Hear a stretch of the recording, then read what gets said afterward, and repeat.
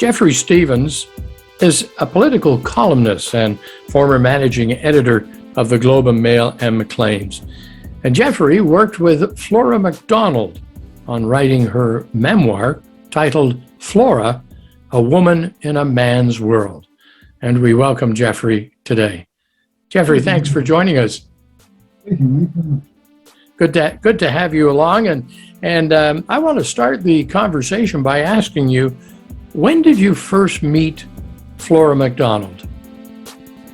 I first met Flora MacDonald in 1966, in April. I had been in the press gallery in Ottawa for the Globe and Mail for about a year at that point, and one of my beats was to cover the Conservative Party. I hadn't actually met Flora at that point, although she was effectively running headquarters. I met her after she got fired by John Diefenbaker, which kicked off a whole chain of events which led to Dalton Camp leading sort of the uprising against John Diefenbaker, ultimately successful, ultimately produced Robert Stanfield as the leader of the party. So that was when I first met her and started writing about her, and I covered her through her leadership campaign in 1976, and I covered her when she was foreign minister in 1979, and so on. And when through this business relationship did Flora come to you and say, I'd like you to work with me on my memoir? When did this all happen? Well, she didn't. What happened was years later, she was finished politics, or as she said, politics left her when she lost her seat in '88, and then she sort of disappeared. I didn't know where she was and what she was doing, and I'd left Ottawa and I was doing other things, and I moved up to Cambridge and I was teaching university and so on. And I had written a book on Dalton Camp, which came out in 1993. And it won actually the Best Biography Award from the Writers' Trust. And I was looking for something else to do. And I said, well, I've interviewed Flora several times, partly for the Dalton Camp book, partly for a book I wrote on Robert Stanfield, and partly throughout her leadership period. And I said, there's a real story there, and she's never told it. And I don't know anything about her upbringing and before she got into politics, before she got fired. I don't know what happened to her. And I had no idea where she'd been for the last 20 years, and she dropped off the map. And I found out later, I mean, she was in places like Afghanistan. But anyway, so I went to see her, and I said, I'd like to write your biography. And she said, oh, no. I'm far too busy to get involved in that, and frankly, nobody is going to be interested. Nobody's going to care. And I said, well, I think they will. And I talked to her, she finally said, oh, all right, give it a try. I'm really busy. I'm in Afghanistan a lot of the time, but I'll make what time available I can. And I said, fine. And we started on it, and it didn't go very well. I wasn't happy with what we were getting, and she was sort of indifferent about it. I said, this would work a lot better if we told it in your words, made it a memoir rather than a boring biography, as my sister would say. So she said, oh, well, we could do that. So I did, and that's what I did. I started writing the book in her words. And I would interview her, take the tape home, send her chapters, which she would then immediately reject. And we went through about 7 drafts in every chapter. Well, some of them 7 drafts, and all of them at least 3 drafts. And she finally got something she was satisfied with. It was in her voice. And that was all worked along not too badly until, of course, she died. That changed the situation. Now, when she passed away, which is about a little more than 6 years ago now, how did the work on the memoir continue? Well, it didn't for a while. I mean, she died in 2015. In fact, I went to her funeral in Ottawa that summer. It was on the very day, as it turned out, that Stephen Harper called the election for 2015, the one he lost. Because it was interesting, because the church had no conservatives in it. There were liberals and there were New Democrats, but the conservatives were all doing whatever they're doing on the day the election was called. So nothing happened for a while. And then Flora MacDonald's niece, who was also the executor of her estate, a woman by the name of Linda Grierson, who lives in Toronto, was up cleaning out Flora's apartment. And she came across this manuscript. And it was not complete. She said it was on the floor under a desk, and she dug this thing out and said, what is this? And so she asked a couple of people, what is this? And they said, oh, that's the book she's been working on, but it didn't isn't finished, and it hadn't been finished because she had, as she got older, in fact, it was hard to interview her in the latter processes. So I stopped actually before she died. But Linda Gerson said, "Well, this is really interesting." She read this. This is really interesting. I think the family would very much like this published. We should get it published, and what do we have to do to get it published? And I said, "Well, I'm happy to do it if you think there's an interest." "Oh, yes." And she offered to help, and she did help and did some research for me and traced some of the events that we needed, and read manuscript for me. Took Flora's place in sending chapters back to be redone. We shouldn't do that actually, but she would say, "I think it would be better if you did this." And I would say, "Yeah, sure." And then fine. And so that's what we did, and got it finished.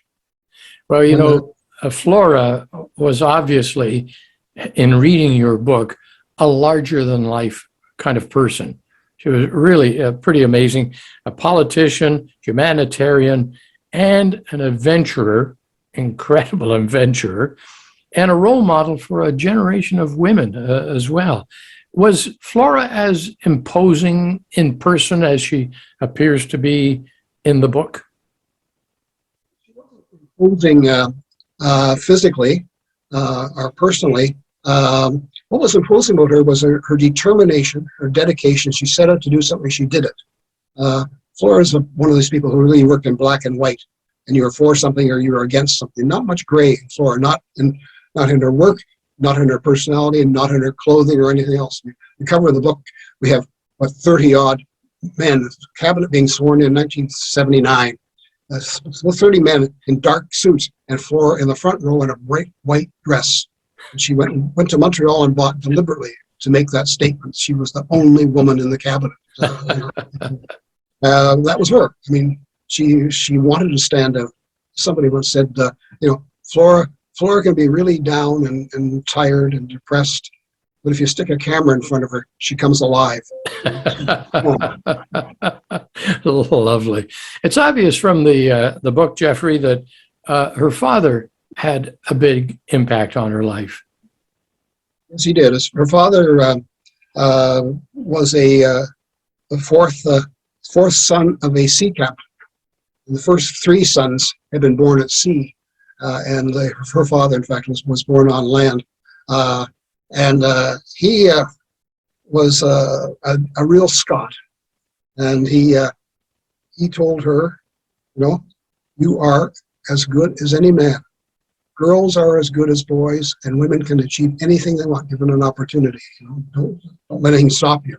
And he drilled that into her. And he was a strong Methodist, and that lesson sunk in, and he kept telling her that, and that almost became her credo. She could do that, and she set out to prove it. School, she insisted that she had to finish first in the class, and 1 year she didn't, and she was so upset. She spent the whole summer studying ahead so she could beat the guy that beat her the next time, and she did. And she graduated the top of her class, which was at the end of grade 11 at that time in Cape Breton. She, of course, could not go to university because women didn't go to university in those days, particularly in difficult places like Cape Breton where there wasn't a whole lot of money.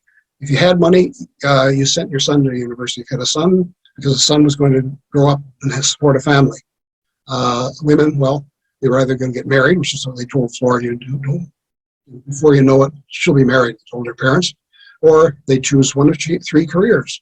You become a secretary, you become a nurse, you become a teacher. And Flora chose the secretarial route, and that's what she did. Here we have, some years later, Foreign Minister of Canada, has never been to university. She's the secretary. She's Secretary of State for External Affairs at that time. And that didn't hinder her. She had traveled widely. She knew the world. She knew Canada better than any of the men in the cabinet at that point, including probably Joe Clark, who was Prime Minister. Joe Clark says that he picked her because she had the best experience, knew the country the best, and was the most effective person he could have appointed to the cabinet in that job. And she was. He was right.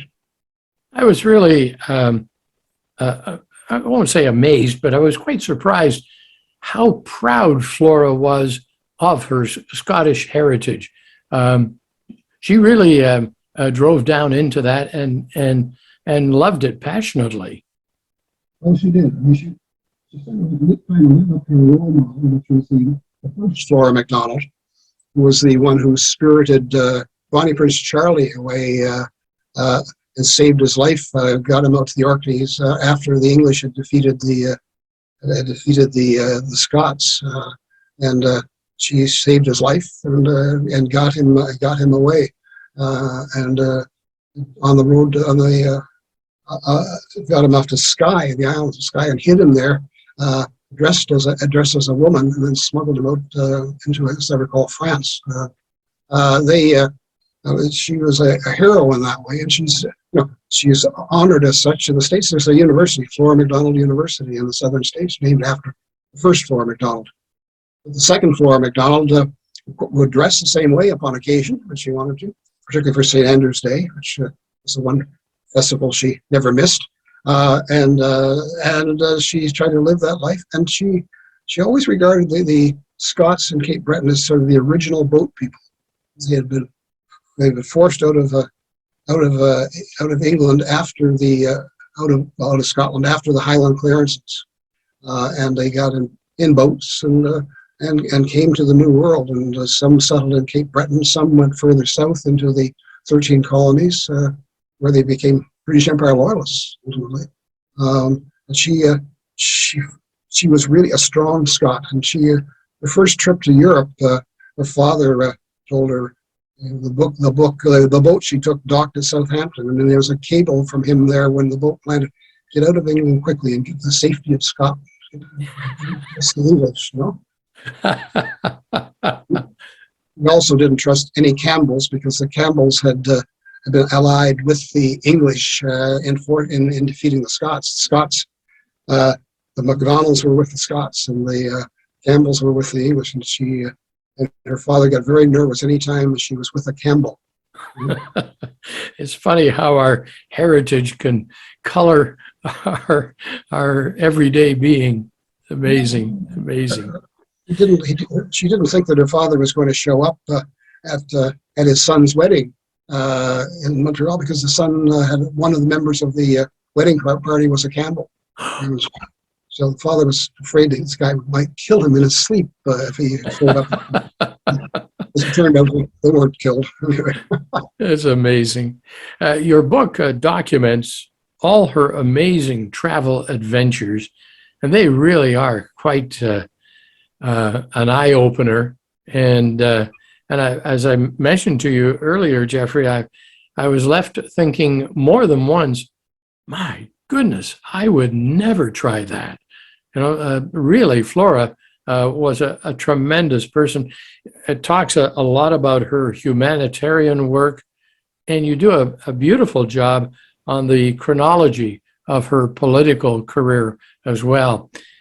As you look back over all that you've written, what are your impressions now about Flora and her place in history?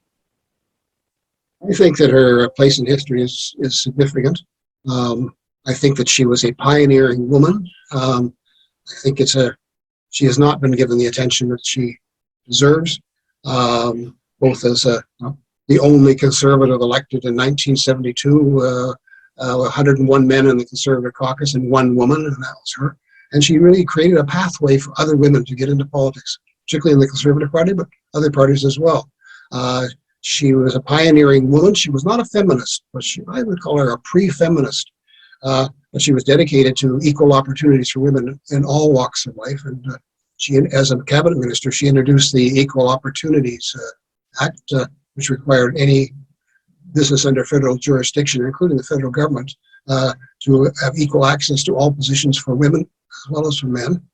And she introduced an amendment to the Constitution as a opposition member at the time, because Liberals were in power, the Trudeau government, first Trudeau government, and Flora introduced a constitutional amendment to require that any reference to the Charter of Rights to men applied equally to women, the same rights, and that was passed unanimously in the House of Commons. Quite amazing for an opposition member to get a constitutional amendment passed unanimously in the House of Commons.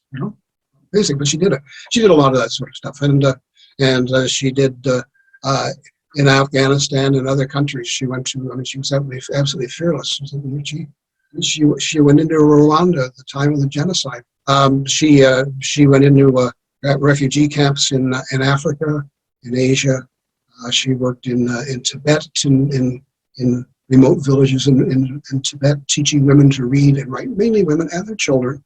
One of the things that happened in a country like Afghanistan was that the war had really thinned out the ranks of men. There were a constant series of wars, the fighting of the Taliban, and there were huge numbers of widows in Afghanistan who have suddenly become the primary breadwinners for their families, but had no education, no skills.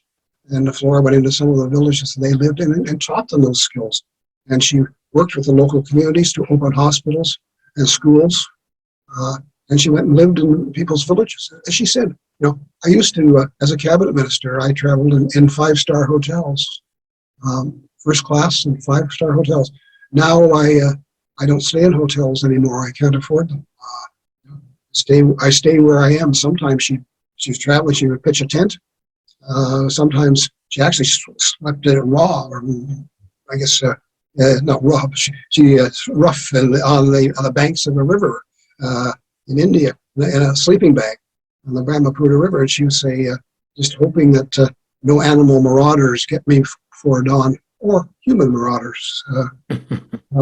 And in Afghanistan, she went and stayed with the people in their huts, in their houses. She lived with them. She ate with them. She played with their children, and she taught life skills to the people. I mean, it was really quite remarkable. And a lot of this is driven by her passion for travel, which is why she got into a lot of these things. She told me at one point, I've just passed my 100th country. She visited, and I think she ended up with 108 or 109. I don't recall, but she went everywhere. I mean, she did things that people didn't do. When she hitchhiked across Europe as a young woman with a backpack, sometimes alone, sometimes with another woman. No man, she didn't need a man to look after her. She was going to do this, and sometimes it was very dangerous. And it was certainly dangerous in Afghanistan. I mean, they had a price on her head, and the Taliban would have killed her if they could have gotten to her. And she had no protection. She got no protection from the Canadian government, and she got no funding from the Canadian government for any of the work she did in Afghanistan. Partly because the Liberals under Craigchen didn't want to, and partly because Stephen Harper didn't like her or anything about her because she's a red Tory. One of the things that surprised me in the book, and you raised the point, Flora talks about not being able to afford hotels when she did her travels. And she mentions that with her parliamentary salary, which in those days was reasonable, but certainly not overboard in being generous, that in having to support two residences, an office that she had to keep in her writing, and a secretary assistant to look after so many of the details, she really wasn't left with a lot of money on the day by day. And then when she would leave politics, of course, her pension would be relatively modest by certainly today's standards in Parliament. But I found it very surprising to learn that she was somewhat challenged when it came to her finances. Well, she never had any money, really. I mean, everything was poor. They were comfortable in North Sydney terms, in Cape Breton, because they had a house which they owned, and they had food on the table, and they always had enough food if the guests came in. But they didn't live high in any sense at all. They didn't have money for travel and that sort of stuff. She, as a member of Parliament, she was one of the few who opened their own constituency offices and paid for it.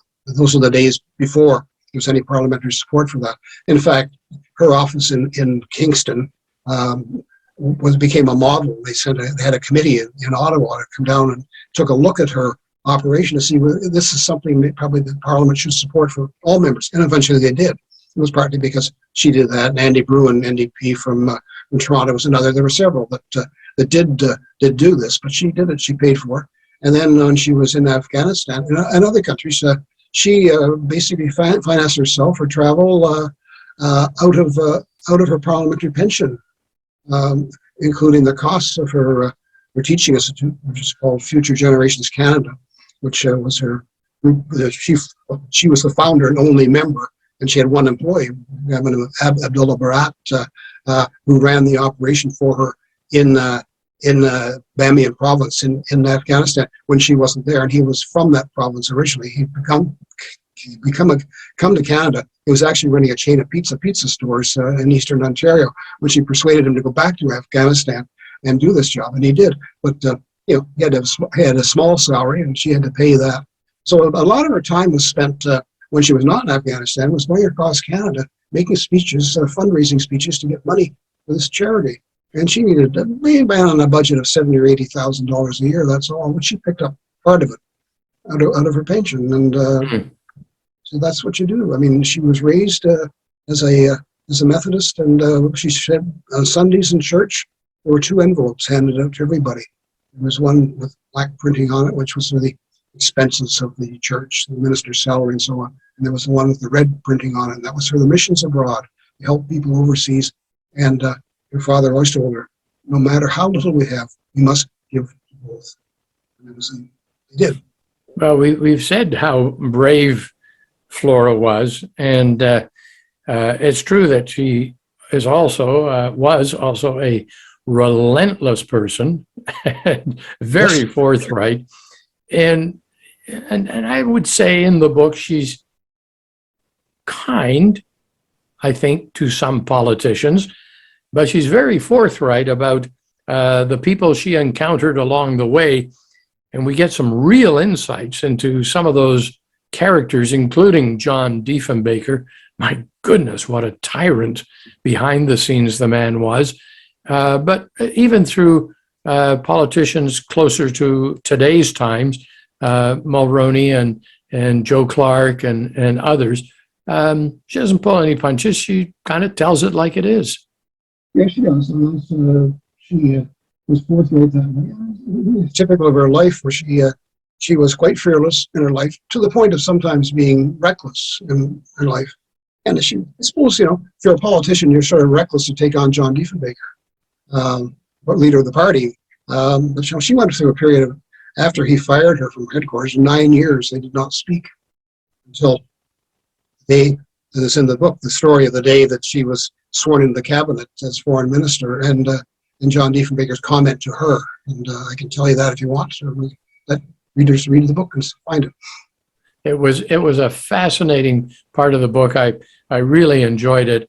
Having met Prime Minister Diefenbaker at one point in my broadcast career, I remember I won't say it was the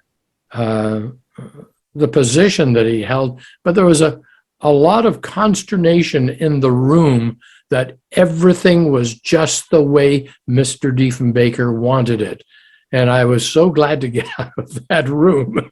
The fear of all the people around was quite palpable. Well, he terrorized people, basically. I went through it as a columnist in Ottawa, where he was very annoyed with the coverage which the Globe and Mail had given to the 1965 election campaign.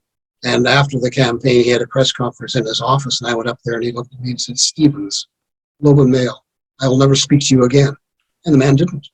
He didn't. Some years later, I wrote something which he liked, and he sent me a note saying he appreciated that I'd understood his point of view. So I called and said, "Would you talk to me?" And he said, "Nope." Oh, Seth said, "Nope." He didn't. He never spoke to me again. A man of his word. I don't know why. He was a tyrant. This book, and as I mentioned to you before we started our chat, this is a book you could very easily read twice. It is such an amazing adventure story of one person's life and such a great chronology of the political drama through that period. And I was left wishing that I'd met Flora. Was she the sort of person that the average person could meet and talk to? Yes, I mean, she's very approachable, and people did, and she liked people, and she went out of her way, made a lot of friends, and her strength in the Conservative Party at the time she got fired was that she had been the conduit between the grassroots of the party and Ottawa, and everybody in the Conservative Party out there knew her, knew Flora, didn't have to know where. Maybe didn't even know what her last name was, but they all knew Flora. And and when she was fired, and she took the membership lists with her, which she compiled, took them with her, or a copy of them, and she wrote to everybody on the list over the period of months after that, not saying she'd been fired, but just saying how glad she'd been to have had an opportunity to work with them, and how much she would miss it, and she hoped they would contact again in the future. And she was flooded with mail, people saying, "You got fired from that? Oh, what happened?" This sort of thing. Oh, you got to. And it became the basis for her political organization later. So when she ran for leader, she had a lot of people out there already who loved her and support her. So she liked that way.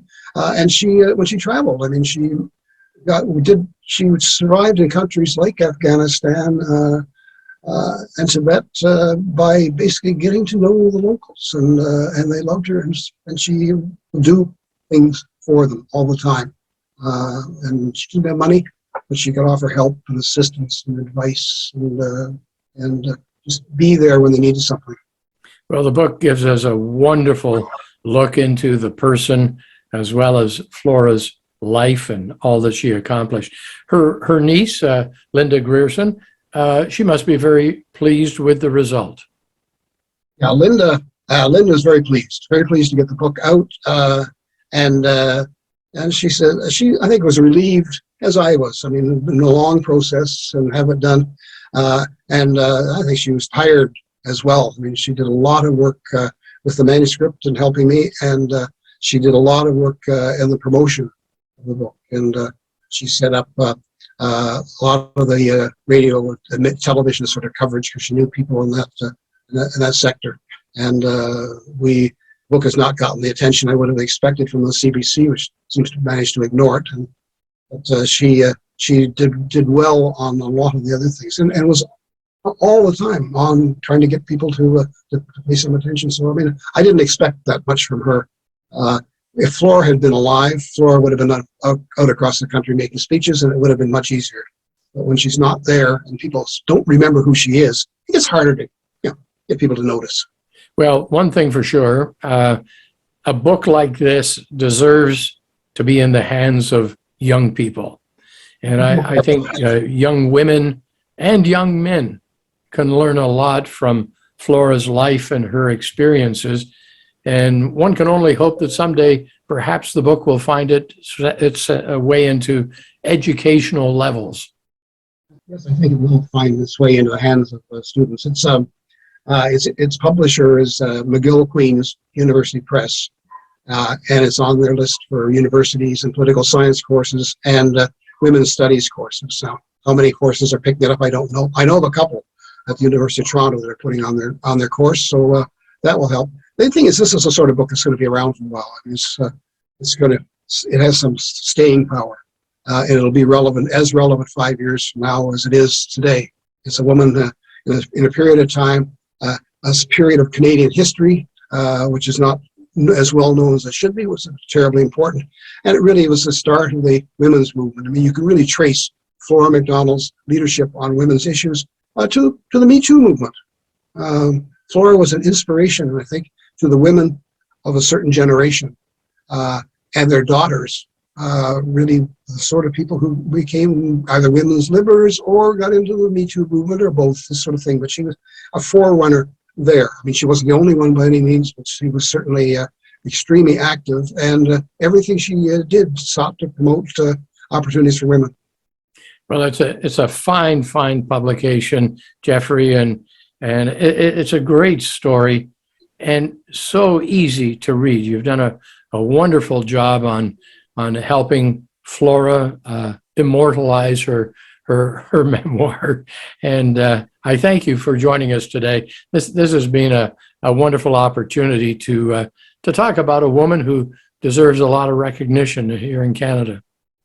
No, I think you're right. I mean, Flora has been forgotten for a while, but I think she's going to be rediscovered. And she did play a pivotal role at a certain stage in Canadian history, and her history is part of Canadian political history, and it's a bit of a gap, and I think we're going to fill that gap, and I hope so, and I think it's going to get into the hands of a lot of the people who really will benefit from knowing her story, and it fills that chink, that missing link into Canadian political history. And that's what some professors have said, and I think they're right.